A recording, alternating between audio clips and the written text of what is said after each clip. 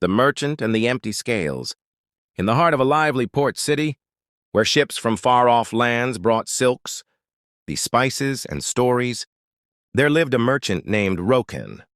He was famous for his quick smile and quicker bargains. His shop, filled with shining brassware, bolts of fabric and jars of fragrant tea, always seemed busy. But Roken had a secret. He did not weigh his goods honestly, the trick. Roken's scales looked perfectly normal, balanced and polished, but the weights he used were hollow inside. When a customer asked for a pound of rice, they received less, just enough that most wouldn't notice.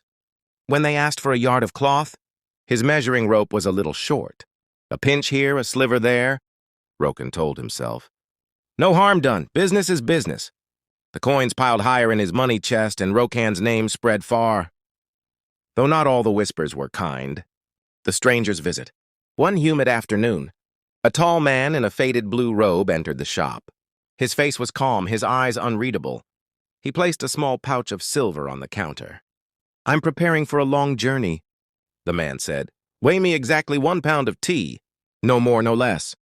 Roken smiled his practiced smile and set to work.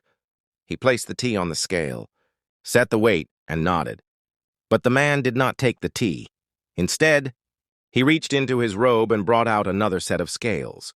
Old, tarnished but perfectly true. He weighed the tea again. It was short, the empty scales. The stranger said nothing. He simply emptied Roken's scale pans, turned the scales upside down, and left them there, hollow and ringing like a bell. Then he gathered his silver and walked away. The customers in the shop stood in silence. Some began to leave. Others glared at Roken.